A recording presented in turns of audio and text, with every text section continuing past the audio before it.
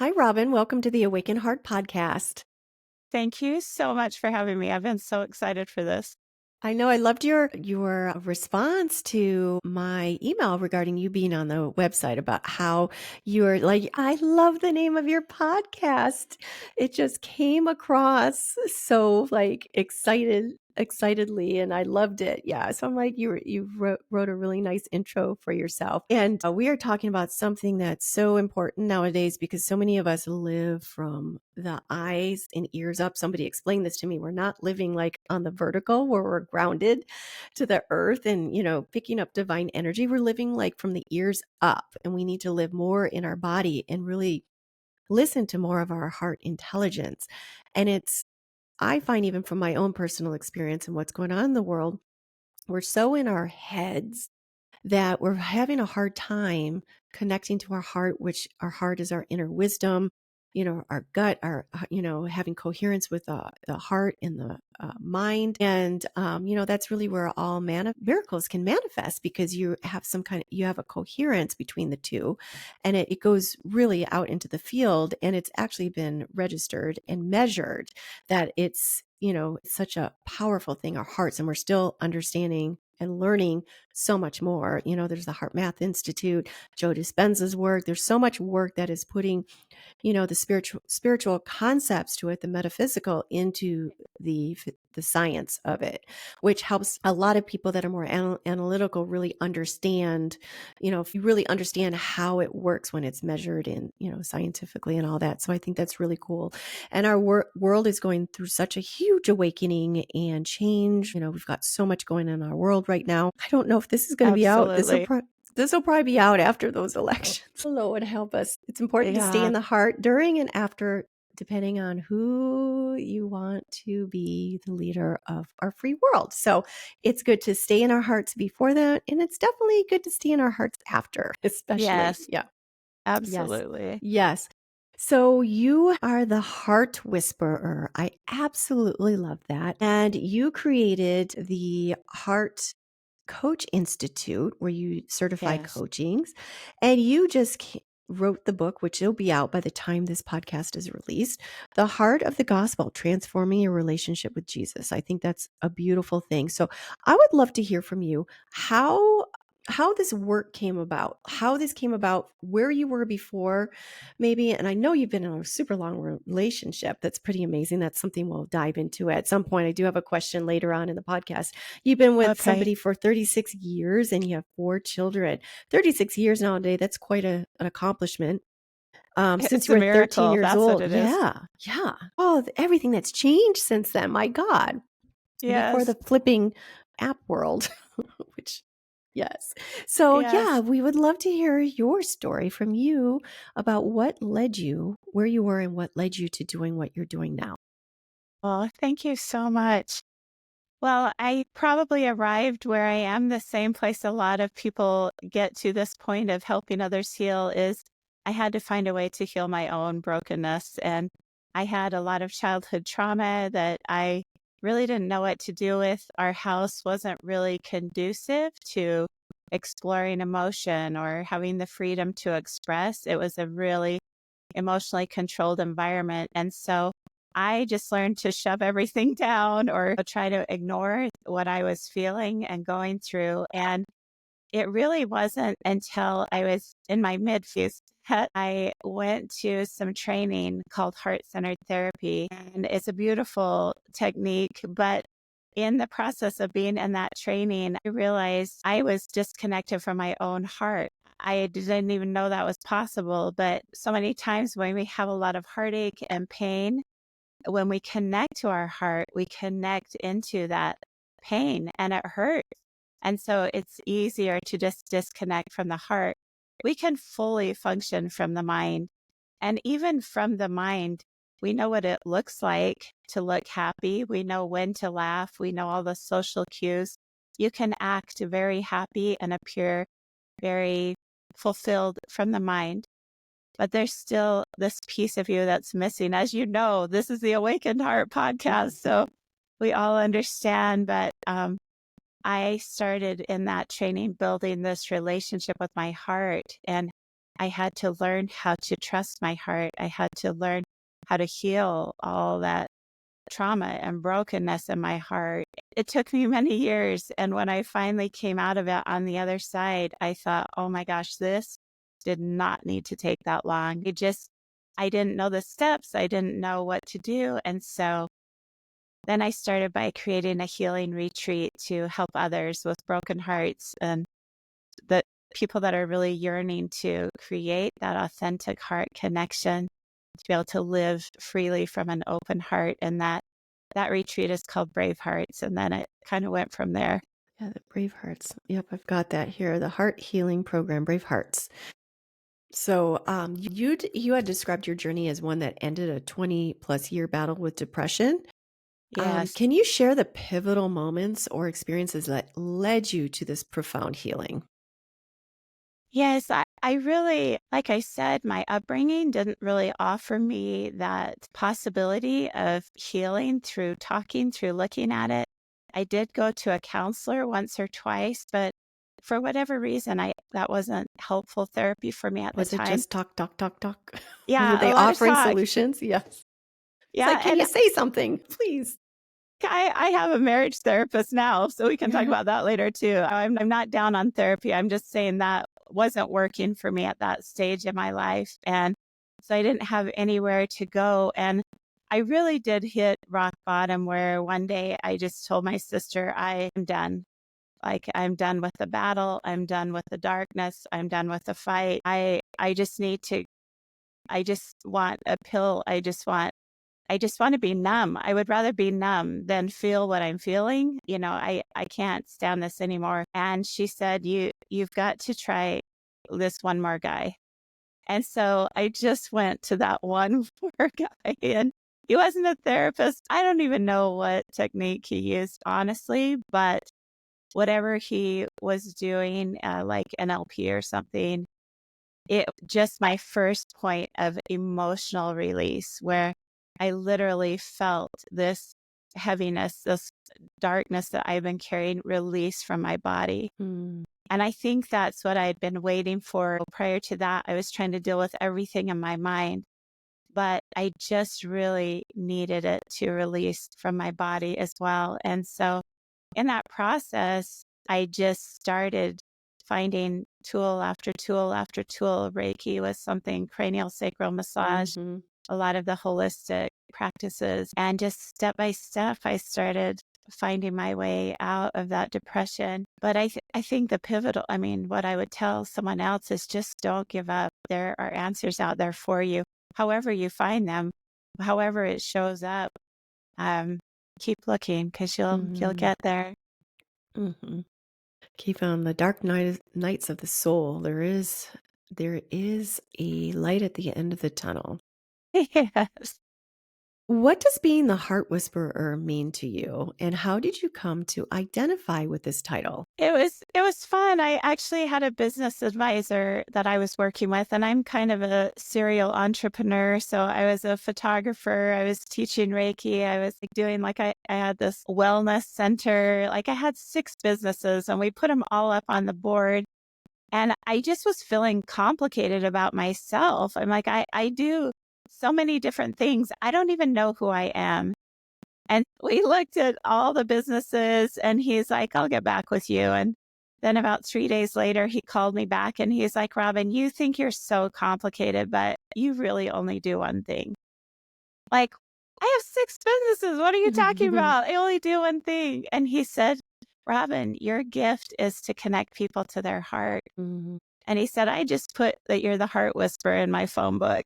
And I'm like, My God, it's so perfect.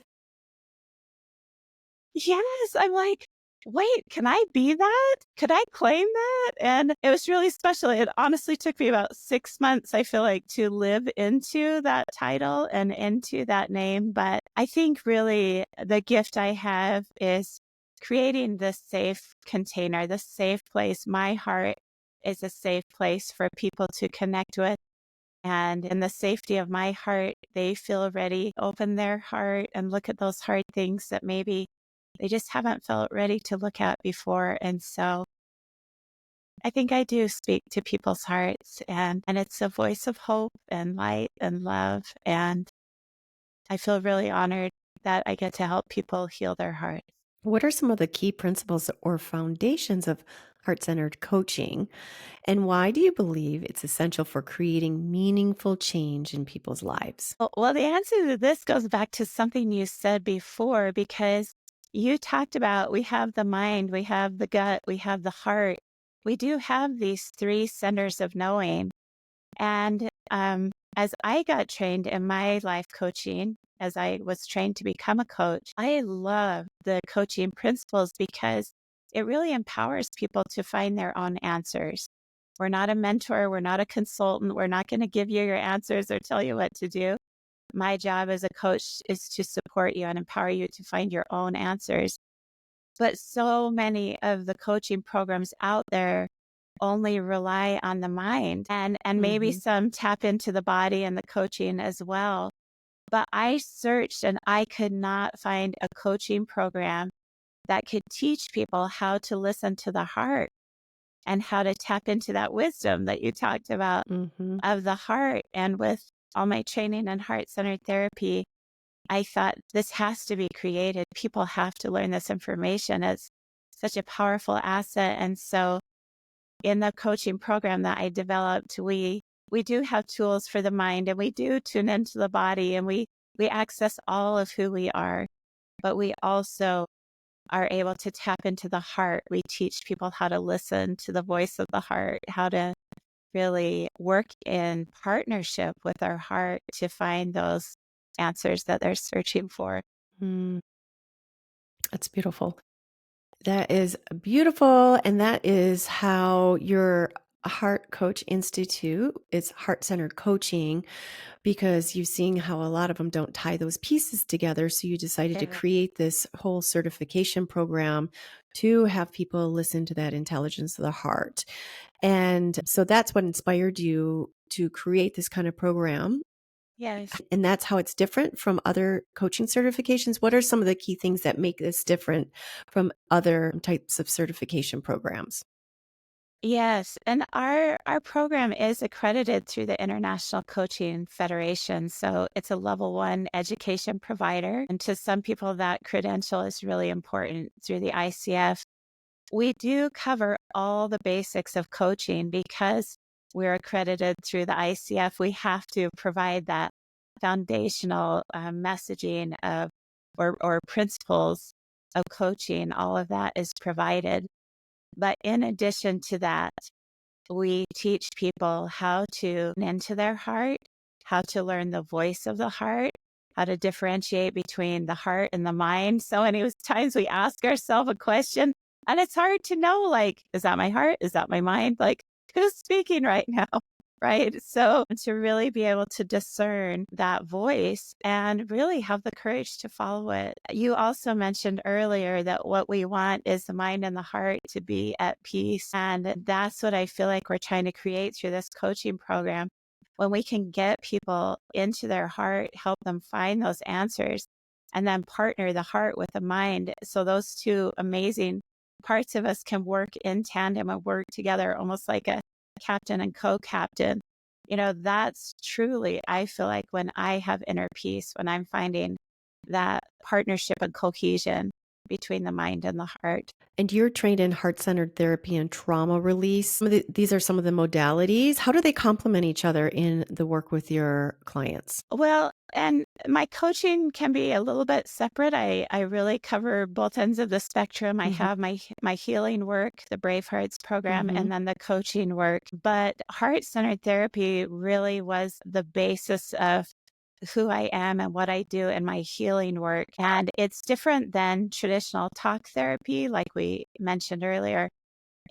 So I'm not a trained therapist, a Hmm. traditional trained therapist, but in this training, it teaches you again how to guide people into the heart, how to get them into the heart space. And then we're asking them questions, looking for those answers from the heart.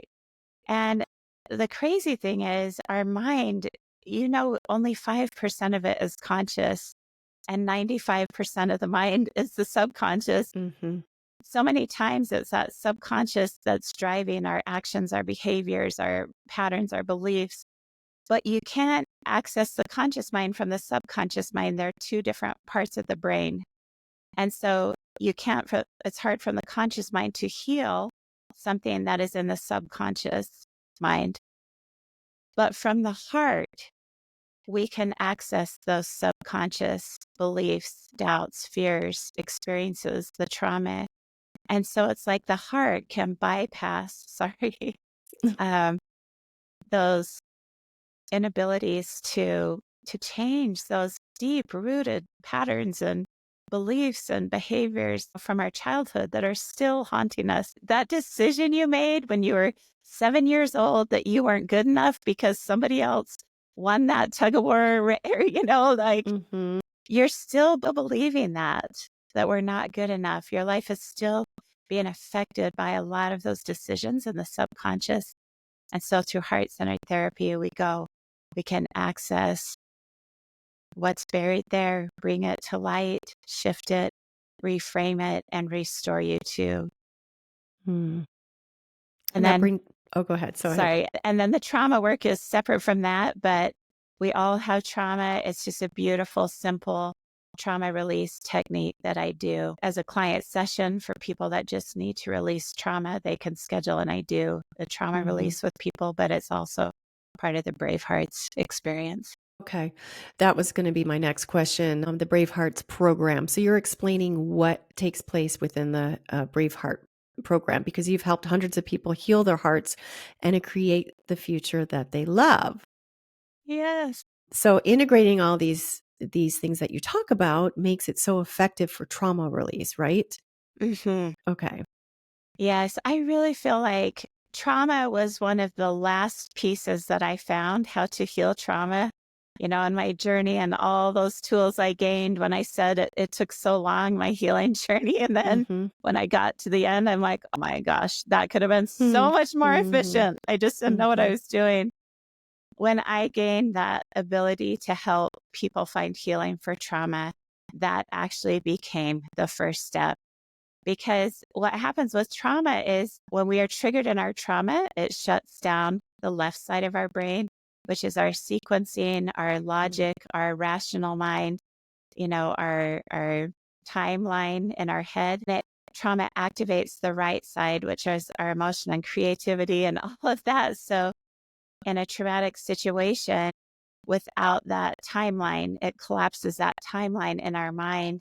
And something even small that can trigger us in this moment takes us back to the original trauma. And it's like it compounds all the emotion from that original experience onto this current moment. And so we feel and we react far more than the situation warrants. But it's because we're, unearthing that trauma Mhm. that's been buried there. And so for me, that was one of the things that made my healing journey so discouraging because I would take a step forward and think, oh, I'm getting this. And I'd take another piece. I'm like, yeah, I'm going to get out of this depression.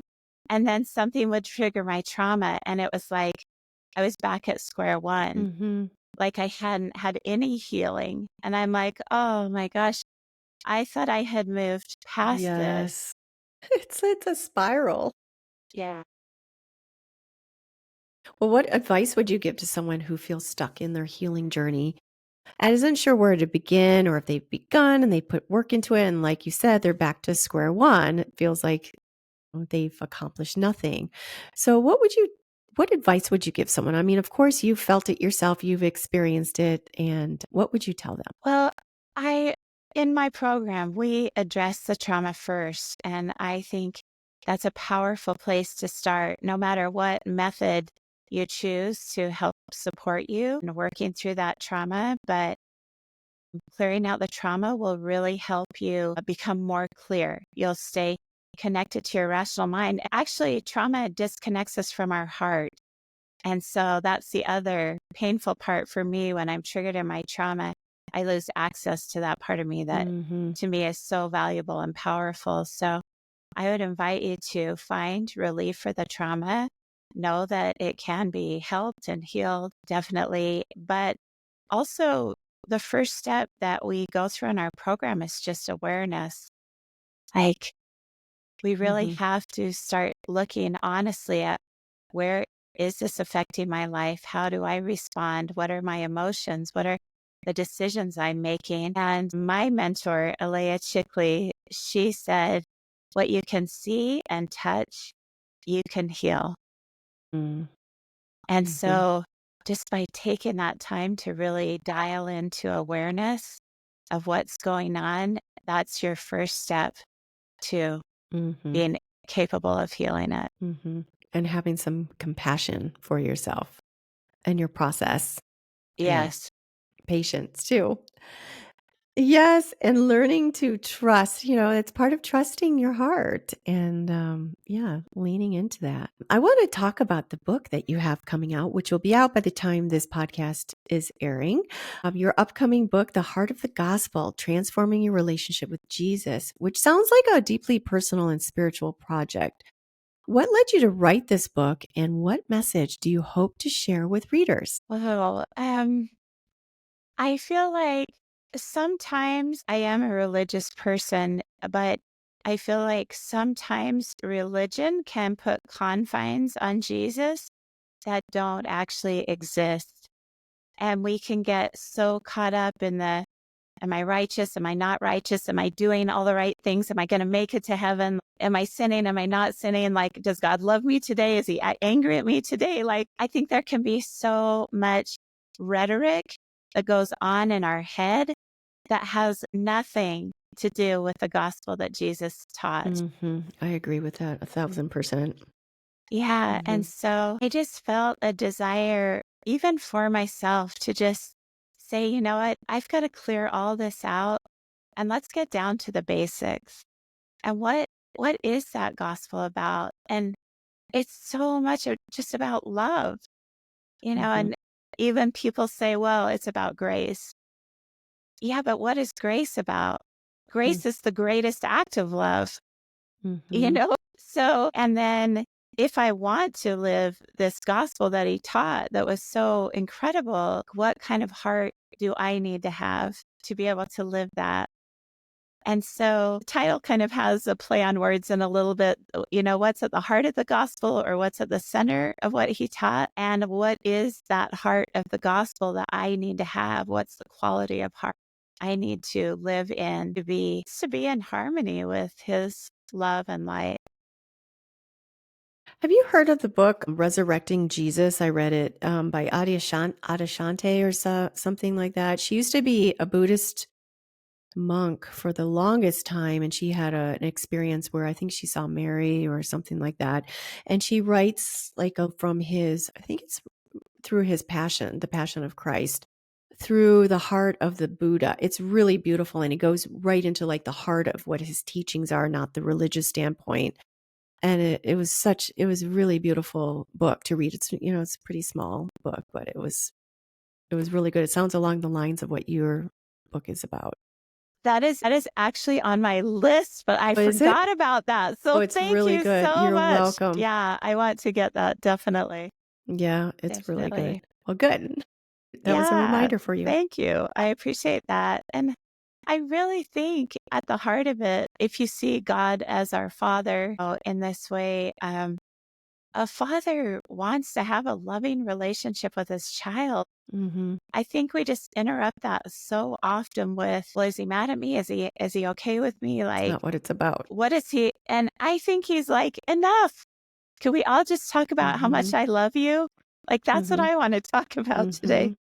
And so anyway, in the book, just transforming your relationship with Jesus, it's just really some practical ways and just lived examples of how to create a more personal and Mhm. intimate relationship with him.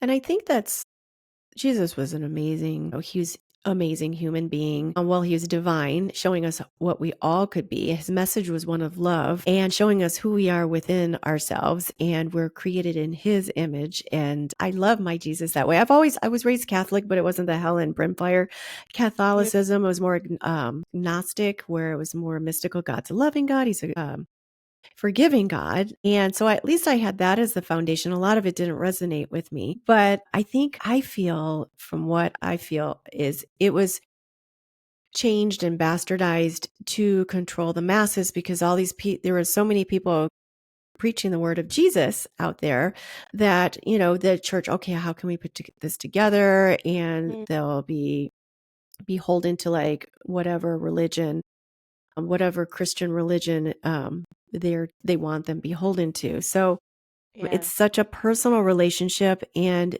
because a lot of people have those religious upbringings, they hear Jesus, they're like, oh, Lord, help us, Jesus. Lord, what is it like, what they might have grown up with in their own households. And Yeah. so even them using God or Jesus, I remember when I was first exploring my own spirituality, it was hard to say God and Jesus. Now I can say it Mm. and say I love them because it's my own relationship with them, not what Yeah. of the church doctrine dictates. Yes. So it sounds like your Jesus, my Jesus are the same. Yeah. So much love. So much love. Yes. Yeah. That's so great. So how can someone begin to transform their relationship with Jesus in a way that aligns with their heart's truth? Well, what I feel is that our heart is that gateway to Jesus. It is Hmm. the gateway to the divine. And we can learn about them in our mind. We can be inspired in our mind. The Holy Spirit can speak to our mind and our heart. But it says in the scriptures that the Holy Ghost dwells in our heart. The Holy Spirit Hmm. is in our heart. And so part of what the book is talking about, like if I can heal and open my heart, I'm going to find this resonance with Jesus. Like if your heart opens to love, your heart opens to Him. There's no way Hmm. to be separate from that. I had a really powerful example of this. I had two new clients in 1 week, and both of them, they weren't together just independently. A man came in 1 week and a woman came in that same week. And both of them said, if it's okay with you, I don't want to talk about God. I don't have a relationship with Him. I'm like, hey, that's fine with me. We're going to talk about whatever you want to talk about. And it was crazy because 3 months later, in the exact same week, after we'd have 3 months of healing the heart, both of them came into their appointment that week and said, I think if it's okay this week, I'd like to explore my relationship with God. You And opened their heart. Oh my God. You cleared the space where he could dwell. yes. And so it was a great teaching moment for me, that really Mm. our heart connection is our God connection. And so if you want to improve your relationship with God, improve the quality of your heart and you'll be there. And how do you integrate this faith-based healing with people that might come from different spiritual backgrounds? Like they could tell you, oh, okay, I don't want to talk to him. And then he opened up his heart and he wanted to talk about God. So Yeah. how do you work with somebody that might be agnostic or they might, learn about Buddha or whatever it is? It doesn't sound like Yeah. you're tied to one particular religion or something, but how would you, especially someone that might have negative experiences with faith and Yeah. still encouraging them to have a heart-centered approach? Yes. Interesting. This brings up another topic. There's a lot of religious trauma out there. Yes. There's a lot of religious trauma. And so for someone like that, I would start by healing the trauma, not so that they will then go join any religion or anything. I don't care what they do or choose, but it's that trauma that's going to keep us trapped in the past. I think we start with healing the trauma. I myself have had to heal some religious trauma. But then I think what also, when we connect into the heart, we connect into our own divinity Hmm. and our own eternal, whether you call it a soul or a spirit or I don't know what other words for it. But if people aren't comfortable with a divine being, then I'm happy to just help them recognize they have divinity within themselves. Hmm. And let's find that highest version of you. Let's find that pure hearted, most beautiful part where you can live in your truth and your passion and your purpose and your authenticity. All of that stems from the heart. Well, I can see that your teachings, what you're doing, could be really helpful for a lot of I wish something like this would go into the schools because I'm seeing this indoctrination that's happening with young kids, really young kids, where they should be just like let alone to play and figure out who they are instead of, you're born a sinner or you're born like, because your skin's a different color, you're born like flawed. Parents Yeah. are teaching their kids this at a very early age. How tragic is that? So this is something that you're doing really important work here to help people open their heart because it creates that whole ripple effect. You heal one person's help someone heal their heart, and then they in fact, because that radiance outward, they influence somebody else on, even if it's not a conscious level, it's a subconscious level, because they recognize, our hearts speak to each other. So you're Yes. creating ripples into the world with your work. So I honor and thank you for that. It's a Thank you beautiful thing. so much. You're Thank welcome. you. So just a few more questions before we go. I'm going to just Sure. switch the gears a little bit. Something that I mentioned earlier on about your relationship. I think it's incredible Oh, because nowadays, like, hello, the singledom and like the app world and people not picking up a phone to call. So you've been with your husband since you were 13 years old. So 36 years still, or is it more now? well, I met him when I was You were met, 13. right, Yes, right. But yes, and then we got married. I was 19 when I got okay. married. Yeah. So you guys Yeah. were together like So, 39 years. Dating, yeah. or you knew him. Yes. Okay. Wow, Yes. that's incredible, especially nowadays. And you raised 4 kids. Yes. Yes. So, that's truly incredible story about having you have the keys to maintain a long-lasting love and relationship. I know you said that you're in marriage counseling, which counseling is so good for whether like you have problems or not, getting in it together. It's such a really healthy thing to do as well. But Yeah. how has your understanding of love and relationships influenced your work as a coach, a life coach, and a healer? Well, I think lasting love takes a lot of patience and it takes a lot of sacrifice. But I think most of all, being in a long term committed relationship, it's given me a lot of compassion. As I listen to the stories of my clients, they've gone through a lot of hard things that we have not dealt with in our marriage. And I just honor the very real struggles that are out there. And my own parents got divorced, and I'm so thankful they did. It was the best thing for their circumstance. And so just trying to force relationships to be committed, but being a slave to the relationship, being Mhm. a victim of the relationship, I don't feel that's what relationships are for. Mhm. And so just to be able to continually encourage people to find healthy ways to work through the challenges that come up in relationships, because they will, and to really stay grounded and rooted back into the heart when there's conflict in relationships. The thing about the heart, which but the heart holds so much compassion, and the heart has compassion for other people, but your heart also holds compassion for you.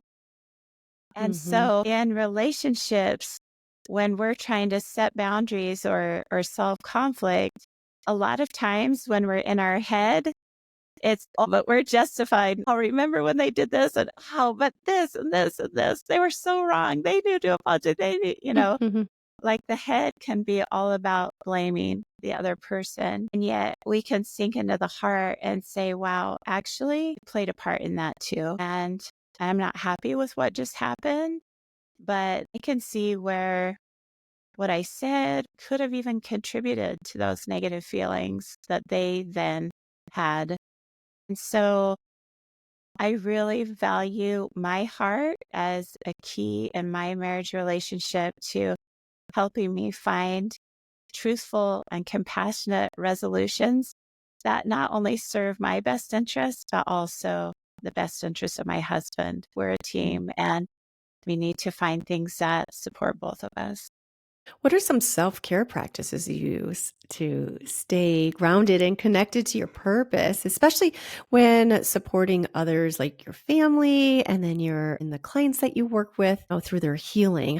What do you use to take care of yourself? Nature is probably my Mm, biggest healer. We actually live right at the base of a mountain. And so I love to go hike. I love mhm, to be out by water. Really love worship music, just music of praise. I love to My favorite thing would be a sunny day on my road bike with my Christian mhm, worship music blasting, and I'm just riding down some road by myself singing at the top of my lungs. That fuels my soul so much. mm. Yeah, The but base of what mountain? just I'm here in Utah. Okay. So Um, beautiful there. What part? yeah, yeah, not far from Salt Lake, about 20 Okay. minutes north of Salt Lake. Okay. My friend has a place in, what is that mountain? Oh, Deer Park Valley? City. Park Park City. City. Yeah. Yes. So Park City, she lives right by the downtown. Yeah, it's beautiful. Yeah, so you're more in the more mountainous, like green treed. Because I've been to the Utah where it's just like such a different, like it looks like something prehistoric in a lot of areas, like all those canyons, the slot canyons, and the. I stayed in St. George, and then we went all over. We drove up from Sedona through Utah, and yeah, it's pretty spectacular. And nature is something that I use to Yes. connect to as well, and it's so important to me everywhere I lived. I've lived at the ocean, at the beach in California. Now I'm back in Michigan in the woods. I lived in Oregon, but everywhere that I look to live, I'm tied to the trees now. I like the ocean. It's nice, but I need my woods. Drop into the woods and, speak to the trees. I think they speak directly to our hearts. Yes. Nature, that's such a grounding experience. Well, I would love for, besides your book that's coming out, that will be out, where they Yeah. can find it on Amazon. I would love for my audience to know where to find you and how to work with you. Oh, great. Thank you so much. Hmm. This has been such an amazing interview. All your questions have been so thoughtful. I really appreciate this. So I have two platforms that you can find me on, obviously all the social media places, but my website, theheartwhisperer.com. If you go to theheartwhisperer.com, that's where you'll find all the information on my healing, my coaching with personal clients, my speaking engagements, and the book, all of that is there. But then you can also go to heartcoachinstitute.com, and that is my platform for my life coach training. And we train life coaches worldwide. So Don't you have a either of free those meditation? places. I thought I went on here and saw. Yes. Yes. Yes, you Uh-huh. sign up for your free meditation, heart meditation, which I'm going to do. Good. Good. Yes. I hope you love it. And then on Instagram, I've got the Heart Coach Institute on Instagram, and also Robin the Heart Whisperer at Robin the Heart Whisperer on Instagram. And I'm on Okay. Facebook. Yeah. Great. So you've got two of them. Okay. I'm going to make sure to link up with you on those platforms, and also I'll have them in my show notes. So just two more questions. I would love for some advice. What advice would you give to someone starting their journey as a coach or healer who feels called to help others heal from their past? Yeah. I think the first step is to heal your own, Hmm. Go right? through the Because whole it initiation.